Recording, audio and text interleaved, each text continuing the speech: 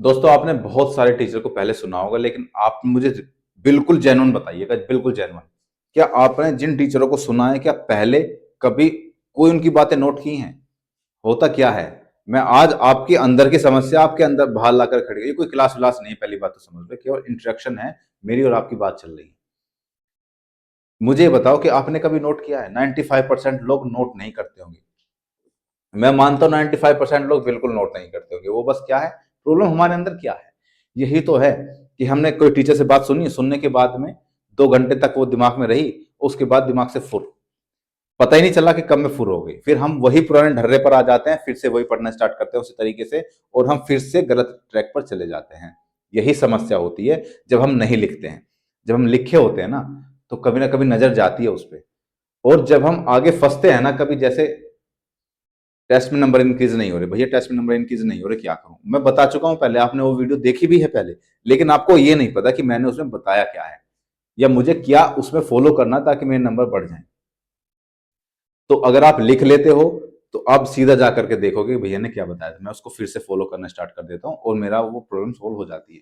ऐसी बहुत सारी प्रॉब्लम आपकी सोल्व हो जाएगी। आज जो मैं बता रहा हूँ लिख लेना, और मैं गारंटी कहता हूँ, गारंटी से अगर आपने वो फॉलो कर लिया ना, तो 100% आपका सिलेक्शन हो जाएगा। कोई रोक नहीं पाएगा, किसी में दम नहीं कि आपका सिलेक्शन रोक दे। लेकिन उसके लिए फर्क ये है कि आपको अंत तक, लास्ट तक आपको वो फॉलो करने ही होंगे।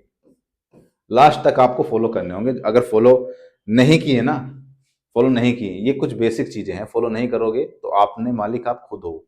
ठीक है, आज मैं सिर्फ चीजें बताऊंगा आपको बहुत नॉर्मल तरीके से, आप बस उसको, इसको वीडियो को देखते रहो, फिर समझते रहो, थोड़ा अपने खुद से नोट करते रहो कि भैया की मुझे क्या चीजें अच्छी लगी, तो मुझे ये चीजें करनी चाहिए, ये चीजें फॉलो करनी चाहिए। ठीक है, चलो स्टार्ट करते हैं। देखो सबसे पहले तो क्या होता है कि हमें पता ही नहीं होता है। मैंने टारगेट बैच क्यों स्टार्ट किया, बहुत सारे लोग कह रहे हैं टारगेट बैच का उद्देश्य क्या है, टारगेट या फिर कह लो मेंटरशिप बैच। ये मैं बहुत समय नहीं लूंगा इसके लिए। टारगेट बैच या मेंटरशिप बैच इसलिए स्टार्ट किया क्योंकि सुबह जब उठते हैं तो हमारे दिमाग में क्लैरिटी नहीं होती है, हमें पता नहीं कि हमें पढ़ना क्या है, और जब क्लैरिटी नहीं होती है तो हम बहुत सारा टाइम ऐसे ही वेस्ट कर देते हैं। सोचते हैं फिर ना, जो दिमाग है वो भी रेस्ट मोड में आ जाता है, वो भी सोचता है कि चलो ठीक है शाम को पढ़ेंगे। क्योंकि क्लैरिटी नहीं कि हमें पढ़ना क्या, जब क्लैरिटी हो जाती है कि मुझे ये पढ़ना है, तो आप बिल्कुल पढ़ोगे उसे, क्योंकि मुझे पता है कि आप 8 से 10 घंटे पढ़ने के लिए तैयार हो, आप 15 घंटे पढ़ने के लिए तैयार हो, बस आपका सिलेक्शन हो जाए, और आपको कोई ये बताने वाला हो कि आपको ये पढ़ करके सिलेक्शन हो जाएगा। उसी लिए टारगेट बैच स्टार्ट किया है। अब उसमें 17 जनवरी से वो स्टार्ट हो चुका है, उसमें एंट्री हो गई बंद, लेकिन बहुत सारे बच्चे अभी भी ऐसे हैं जो उसमें एंट्री नहीं ले पाए हैं। वो लेना चाहते हैं तो मुझे इस नंबर पे मुझे व्हाट्सअप कर दो, मैं आपको उसकी पूरी डिटेल बता दूंगा कि कब से। अबे यार क्या चल रहा है ये, 7017213175, ये 3 है। ठीक है, तो मैं आपको वहां बता दूंगा कि किस तरीके से आपको वहां ज्वाइन हो सकते हो, और वो कुछ ही दिन बाद, यानी कि 8 से कुछ ही दिन बाद, लगभग 7-8 दिन बाद वो स्टार्ट हो जाएगा। आप इस पे कर लेना मैसेज, मैं बता दूंगा आपको। देखो सबसे पहले हम बात करते हैं मैथ्स की। 4 सब्जेक्ट हैं, 4 सब्जेक्ट को मैथ्स प्लस रीजनिंग दोनों के लिए एक ही कॉन्सेप्ट है, और दोनों के लिए एक ही चीज है, बस आप इसको फॉलो कर लो। और मैथ, क्योंकि बहुत सारे लोगों का यही वीक होता है, मैथ एक ऐसी चीज है जो आपके टाइम मैनेजमेंट को धज्जियां उड़ा सकता है 2 मिनट में। जब तक आप मैथ की प्रैक्टिस अच्छे से नहीं करोगे ना, टाइम को बहुत कंज्यूम भी कर सकता है मैथ, और बहुत कम भी कर सकता है। वो आपके ऊपर निर्भर है कि आपने कितनी उसकी प्रैक्टिस करी है। मैथ यूँ कहता है कि अगर आपने मेरी प्रैक्टिस नहीं करी ना, तो मैं आपके टाइम को ऐसे खा जाऊंगा कि आपके 8 से 10 क्वेश्चन छोड़ने पड़ जाएंगे आपको। वो बहुत बड़ा दोस्त भी है मैथ, और बहुत बड़ा दुश्मन भी है, तो उसको दोस्त बना करके चलो, दुश्मन नहीं। और मुझे तो ये नहीं पता कि मैथ से लोग डरते क्यों हैं, स्ट्रांग होती क्यों नहीं है। मैं अपनी बता रहा हूँ यार, मेरी मैथ बहुत वीक थी, लेकिन जब से मैंने एग्जाम देने शुरू किए थे ना, मेरे यूपीएसआई में मैथ ऐसी हो गई थी, सबसे ज्यादा नंबर मेरे मैथ में ही आए थे, सबसे ज्यादा नंबर। और उसके बाद मैथ स्ट्रोंग कैसे होती है, स्टेप बाय स्टेप समझो, उसको लिखते जाओ। ठीक है, सबसे पहले क्या है कि अपना बेसिक क्लियर करो। बेसिक कैसे क्लियर होगा, किसी टीचर से पढ़ लो, बहुत सारे यूट्यूब पे फ्री वीडियो वहां जा करके पढ़ लो, और मुझे लगता है आजकल फैसिलिटी इतनी है कि बैच वैच आपको मिल जाते हैं, तो वहां जा करके पढ़ लो, बेसिक क्लियर कर लो। बेसिक क्लियर करने के बाद में आपको क्या करना है, पीवाईक्यू लगाने हैं। पीवाईक्यू किसके, भाई अगर हम यूपी कांस्टेबल की तैयारी करें तो यूपी कांस्टेबल का ही पीवाईक्यू लगाएंगे? नहीं, यूपी कांस्टेबल हो गया, एसआई हो गया और एसएससी हो गया, चाहे एसआई की आप तैयारी कर रहे हो चाहे यूपी कांस्टेबल की, इन तीनों के पीवाईक्यू लगा लो। इसके अलावा आपको बुक आती है यार, बुक आते हैं जिसमें तीनों के पीवाईक्यू होते हैं, उसको बहुत मतलब रट डालो, उसका रिवीजन बार बार कर डालो, छोड़ो मत उसको।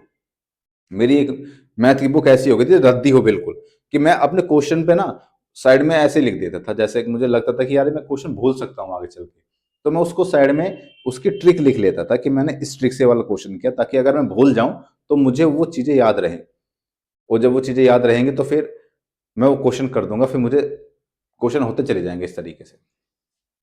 तो फिर बेसिक के बाद पीवाईक्यू करो, इसके बाद एक बुक रखो, बहुत ज्यादा बुक मत रखो, केवल एक बुक रखो, उसको बार बार रिवीजन करते रहो, ठीक है। चौथी बात आती है कि अब टेस्ट सेक्शनल वाइज टेस्ट देते रहो। कैसे? लेकिन टेस्ट कैसे देंगे जब तक हमारा सिलेबस कंप्लीट नहीं, जब तक हमने पूरी बुक नहीं पढ़ी है, जब तक हमने उसका रिवीजन नहीं करा है। पहले पढ़ लो, सिलेबस कंप्लीट कर लो अपने मैथ का, फिर उसका रिवीजन कर लो, उसके बाद टेस्ट दो, ताकि आप अपने पूरे कॉन्फिडेंस से और पूरी कैपेसिटी से टेस्ट दे सके, तभी टेस्ट देना। उसके बाद में टाइम मैनेजमेंट, टाइम मैनेजमेंट बहुत जरूरी है। हमें ये पता होना चाहिए कि किस क्वेश्चन में हमें कितना समय देना है और किस क्वेश्चन को हमें छोड़ना है, क्योंकि इसमें ज्यादा समय पी रहा है इस क्वेश्चन। प्रैक्टिस करते हुए तो कोई दिक्कत नहीं, लेकिन जब आप टेस्ट दोगे तो उसमें टाइम मैनेजमेंट का बहुत बड़ा रोल है, वो जरूर करना है आपको।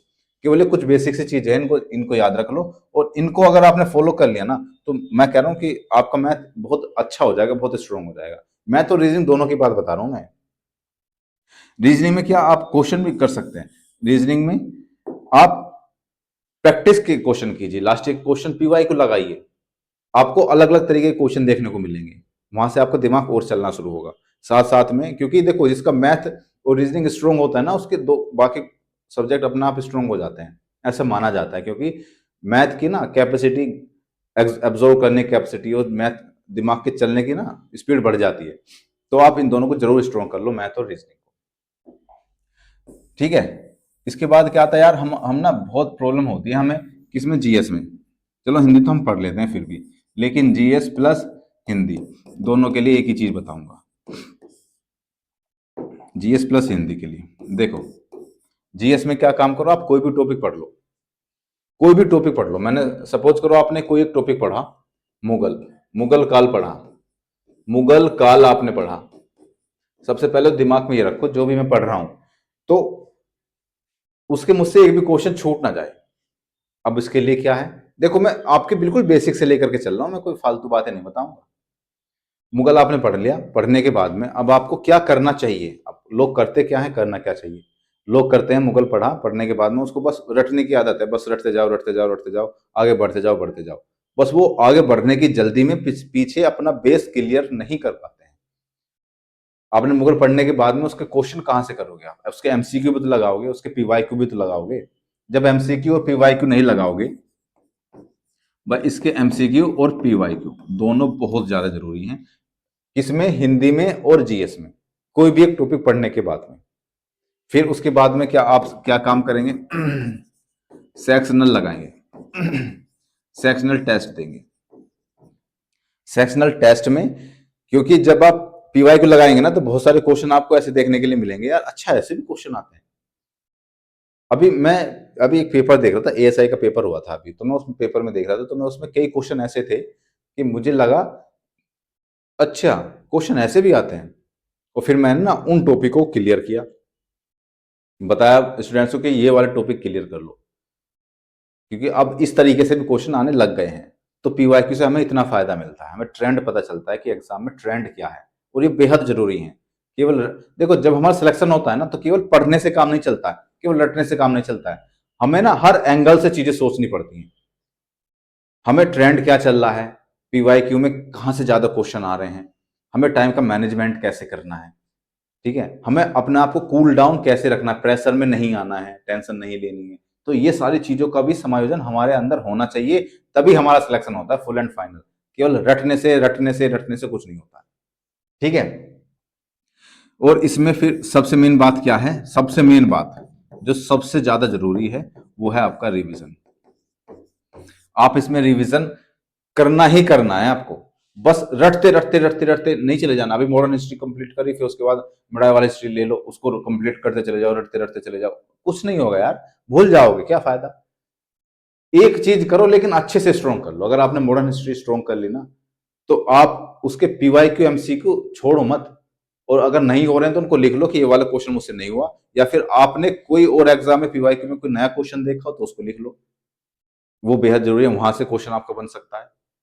और इसके लिए तो मैं बता रहा हूँ, जीएस और हिंदी के लिए तो आपको, अगर आप तैयारी कर रहे हैं यूपीएसआई की या फिर यूपी कांस्टेबल की, तो इसमें एसआई प्लस कांस्टेबल, ठीक है, प्लस एसएससी प्लस यूपी के अन्य एग्जाम, यूपी के अन्य एग्जाम। और किताबें आती हैं ऐसी मार्केट में, किताबें ऐसी मार्केट में आपको मिल जाएंगी, आप उन किताबों को लेकर के आइए। मेरी राइटिंग थोड़ी सी बेकार है, पहले बहुत अच्छी थी, लेकिन जब से मैंने लिखना छोड़ दिया तो राइटिंग बहुत वीक हो गई मेरी। तो किताबें आती हैं, आप उन किताबों को लेकर के आइए, उनको पढ़िए बहुत अच्छे तरीके से, उनके पीवाई को लगाइए, इसी तरीके से स्ट्रांग होती है यार जीएस। अब आप अगर ये सोचो ना कि जीएस की कोई कैप्सूल गोली खा लो में स्ट्रांग हो जाएगी, नहीं होगी। ना मैथ में ऐसे होता है, जब तक आप उसका रिवीजन और पीवाईक्यू स्ट्रांग नहीं करोगे नहीं होगा कुछ भी।